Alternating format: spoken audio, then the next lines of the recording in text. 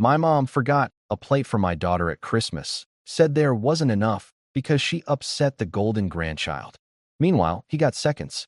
I didn't say a word. I took our gifts and we left. At 9:47 p.m., Dad wrote, "Rent due tomorrow." I didn't make a scene. My name is Alex. I'm 35, an IT support lead, older brother by 4 years, husband to Sarah, and dad to a 7-year-old named Lily who I adopted when she was 3. I'm the one who labels the holiday bins, keeps a battery drawer, and shows up early with folding chairs just in case. I don't drink much. I don't shout. I fix Wi-Fi and wobbly tables. My family likes me because I'm useful. Christmas at my parents' house is a ritual. Plastic nativity that's older than me. A paper snowman with one eye. Mom's playlist is the same burned CD from 2008. My brother Nate pulls in late with his son, Max, 9 and wild, the golden grandchild. Mom calls him my little man, like the rest of us are renters. We walk in carrying casserole and cookies. Sarah's hand is on Lily's shoulder. Lily brings a wrapped drawing for Nana, stick figures holding hands under a crooked tree. She looks up at me like, "Is this okay?" I smile. "Perfect." Coats on the chair, Mom says, bustling. Shoes off. Floors just got done. Dad nods at me. "Help me with the roast, champ." Lily peeks into the dining room. The table is set, red runner, 8 plates, shiny forks. She points. "Where do I sit?" "Next to me," I say. Mom claps. "Everyone, to the table." She sets a plate in front of Max before he sits. He's already chewing. There's a second helping waiting on a side dish. He grins like he owns a bank.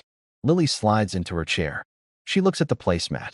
There's no plate, no fork, just a bare square with a smear where a candy cane melted last year. I keep my voice light. "Hey, Mom, we need a place setting for Lily." Mom doesn't look up. There wasn't enough. She upset Max, remember?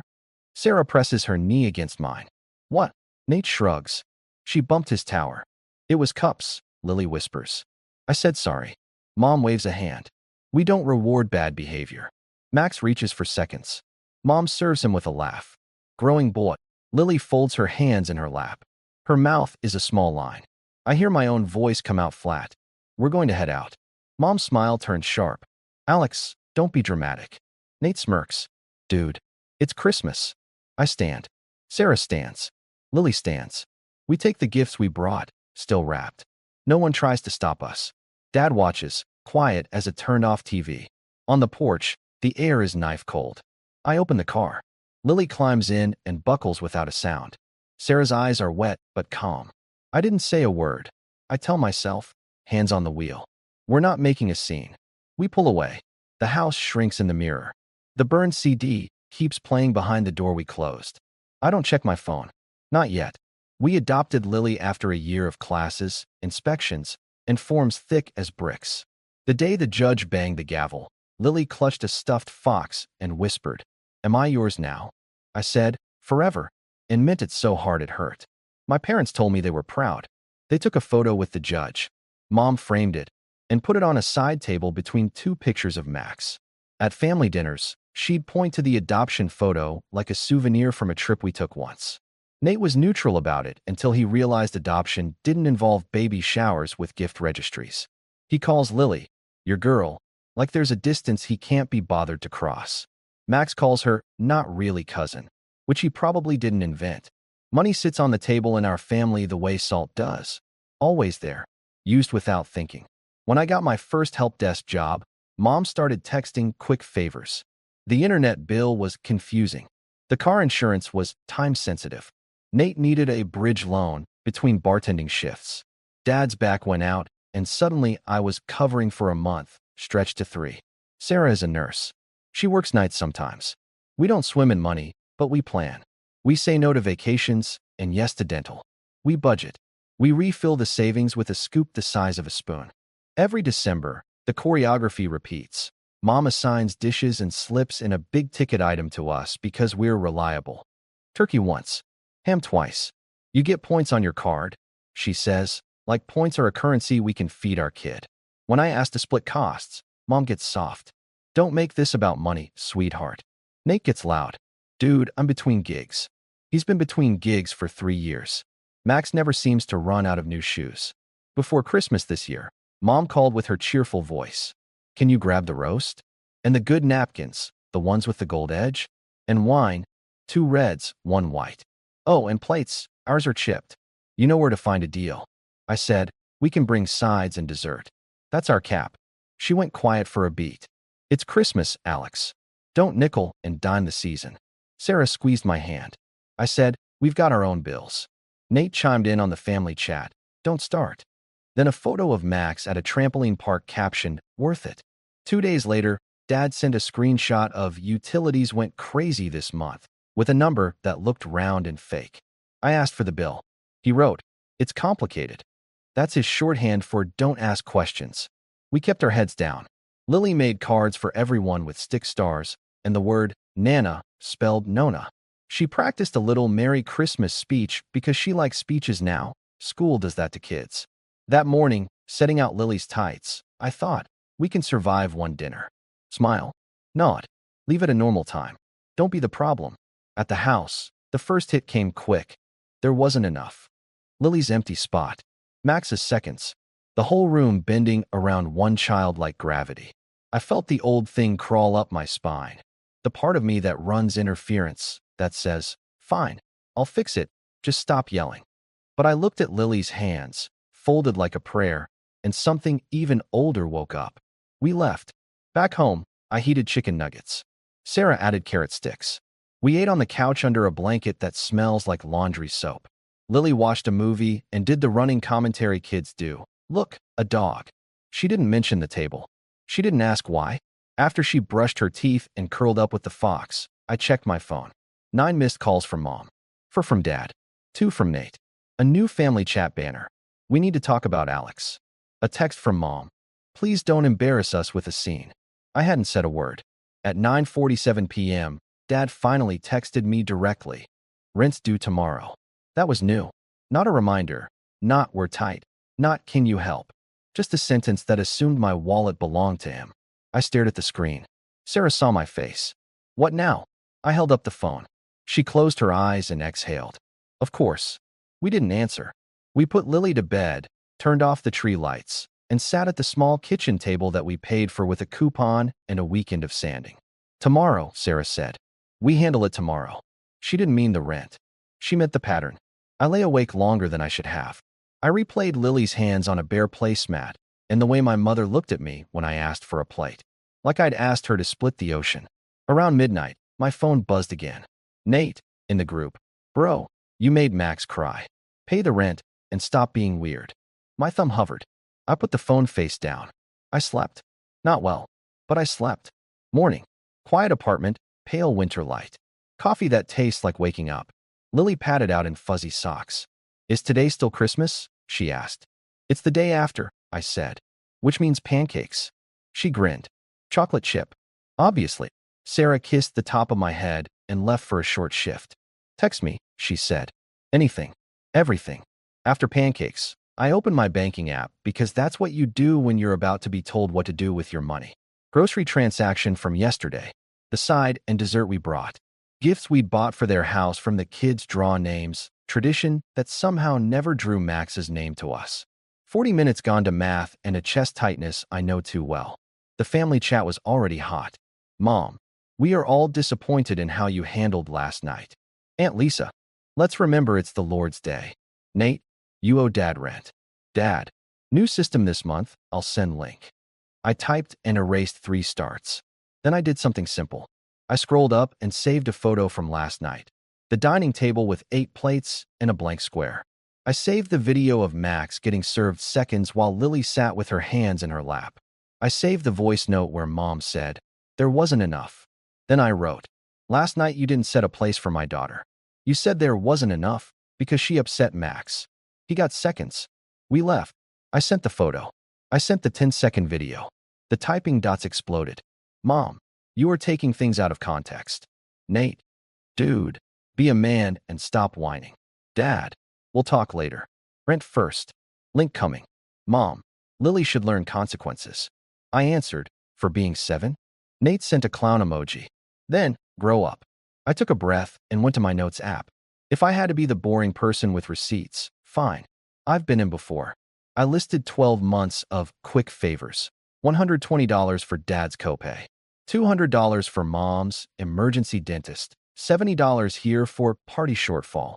$150 for now, never returned. I totaled it. I took screenshots. Sarah texted me privately. I'm with you. Say the thing. I dropped the screenshots into the family chat. This is last year. I didn't complain. But last night crossed the line. I won't pay your rent. I wanted 10 things where Lily is treated like less. Do not ask me for money without a bill. Actually, don't ask me for money. Silence. Then all at once. Mom, how dare you tally our kindness? Kindness. Dad, pay rent first, argue later. Nate, my kid is not the problem. I answered him. Your kid is not the problem. The way you treat my kid is. He replied, if she didn't knock his build. It was cups, I said. And she apologized. Mom switched tactics. Your father's blood pressure is up. He's stressed. This isn't good for his heart. There it was. The health grenade. The one that means, if something happens to him, it's on you. My stomach did the old twist. Then I looked at Lily, who was drawing a fox wearing a scarf, humming to herself. I typed 3 letters. No. Mom. No what? No to paying your rent. No to pretending last night was normal. No to being your emergency fund. Dad, Alex. I didn't wait. I left the family phone plan. I paid off my device, started a new plan with Sarah, and sent a polite text. I've moved our numbers. Please remove my line from your account. Practical, clean. No more, why is Max streaming premium games on my data? I opened email and wrote, subject line boundaries. I kept it short. For bullets. I will not pay your rent. I will not be part of events where Lily is excluded. I will only discuss money with actual bills attached. Do not contact Sarah about this. I CC'd Sarah. I BCC'd myself. The doorbell rang at 10:40. Dad, alone, wearing the good coat he saves for weddings and meetings with bank managers. He looked tired, hopeful, a little ashamed. I opened the door with the chain on. Hi. He tried to smile. Let's be men about this. Meaning? Come on, he said softly. Help your old man out. 1 month. Then we're square. Dad, I said, I adopted a kid. I budget a mortgage's worth of groceries so other people can eat. And last night my mother told my daughter there wasn't a plate for her. You want me to be a man? Here it is. I'm her father first. He rubbed his face. Your mother gets carried away. She didn't mean it. She meant it enough to say it. He looked past me into our little living room. The crocheted blanket from Sarah's aunt. Lily's drawing of a whale. Our cheap tree with homemade ornaments. He swallowed. We can fix this. We can fix this, I agreed. But not by me paying your rent. He sighed hard. You know your brother doesn't have it. I know, I said. And I'm done carrying what he won't. He stared at his shoes. Your mother will be furious. She already is.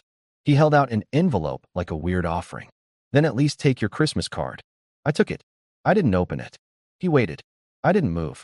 Okay, he said finally. Okay. He left without yelling. I shut the door and leaned on it.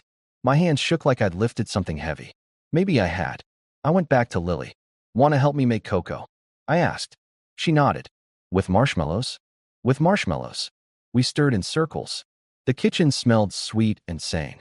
My phone buzzed on the counter. I didn't pick it up. Not then. Boundaries feel loud to the people who prefer you quiet. The first few days after Christmas were a chorus. Mom called so much I set her to deliver quietly. Her voicemail started with sweetheart and ended with selfish. In between, she tried every argument. You owe us. We raised you. You embarrassed us. Max didn't sleep. Your father's doctor said stress is bad. Like I control physics. Nate sent a long text that read like a Facebook comment thread. You think you're better than us now because you adopted? You always needed attention. You always wanted to prove you were the good one. Pay rent and shut up.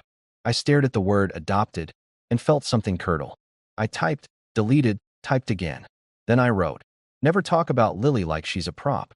Ever. He replied with 3 laughing emojis and chill. I blocked his number for a week. Bliss. Sarah and I made a whiteboard rule and taped it to the fridge. No one makes Lily small. No one makes dad small. No one makes mom small. Lily added a box around Lily.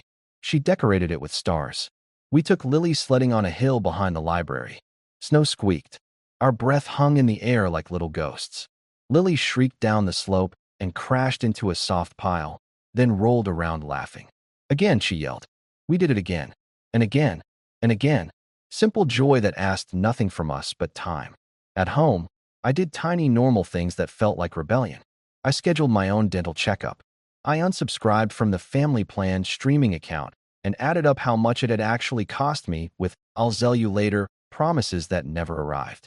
I cooked big and froze portions for later. I put $50 into a savings account labeled "boring emergencies." I slept. Day 3, Dad texted me a photo of a scribbled budget. Working on it, he wrote. Proud. It was half a joke, half a question. I wrote back, yes. And call this number. I sent him contact info for a senior center counselor who does free money workshops. He replied, your mother won't go. I wrote, you can. He sent a thumbs up. It felt like a crack of light under a heavy door. Mom posted on Facebook about kids these days and respect. A cousin screenshotted it and sent it with, you okay? I answered, we're fine. Thanks for checking. The cousin replied, good for you. Little tiny unexpected votes of confidence. I tucked them away. On day 5, Mom switched tactics. Come by Sunday, she texted me. Just you. We'll talk. I replied, no ambushes. Public place. Library. You apologized to Lily first. She sent a single period. Then fine. Sunday afternoon, we sat in the library study room under fluorescent lights that make everyone look like a tax document. Mom wore her nice sweater. Dad wore the coat again. They looked tired in a human way, not a dramatic way. Mom started to speak and looked at the table. I'm sorry if. No if, I said, keeping my voice even. Say it for Lily. She swallowed. I'm sorry I didn't set a place for Lily. Dad cleared his throat. We messed up. Thank you, I said. We don't do that again. Mom's eyes filled. Max. He's sensitive. Lily is sensitive, I said. She's 7. She's ours. She isn't second. Silence stretched. A kid squealed in the children's area. Someone shelved books. Real life sounds. Dad pulled out a folded paper. About the rent, he said carefully. We'll figure it out. I sent resources, I said. I can help you call. Mom bristled. We're not helpless. Good, I said. Then you don't need our money. She sat back like I'd yanked a cord she'd been leaning on.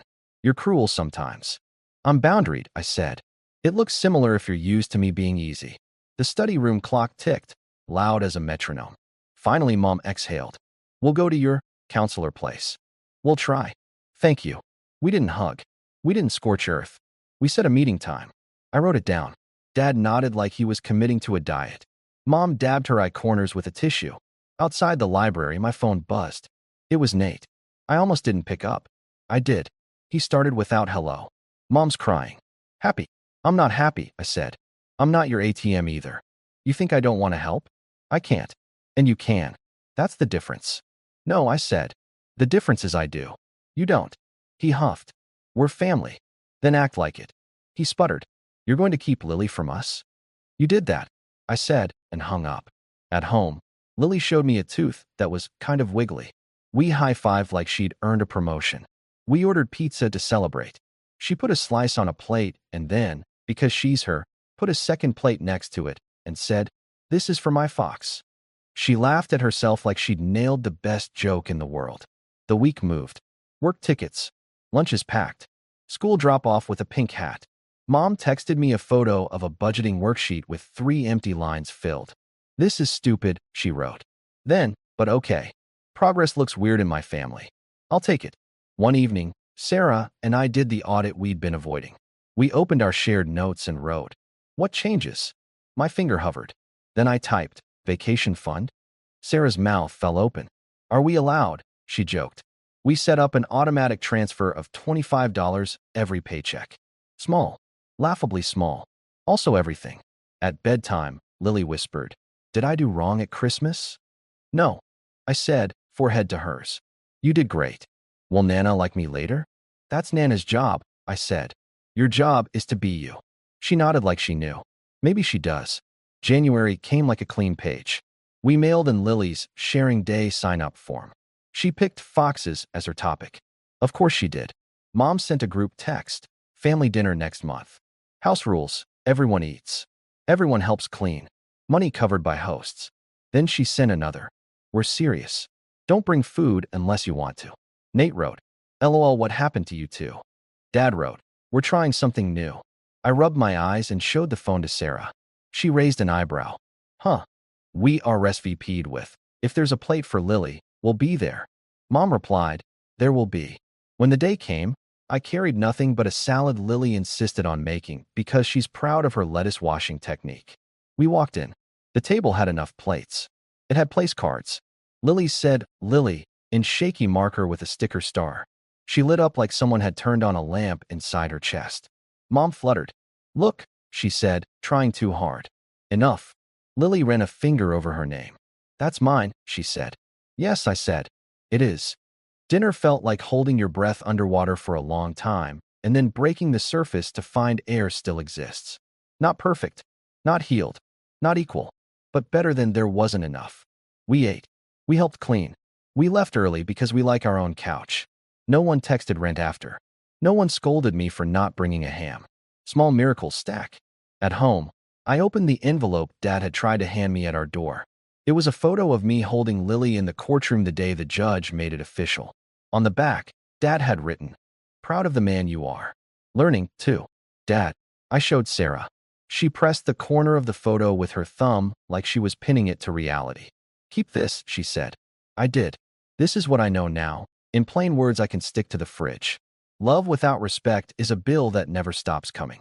If I pay it, I teach my daughter to hand over her plate with a smile and call that kindness. I won't. I'm her father. That's my whole job. I didn't make a scene. I made a boundary. I didn't send a speech.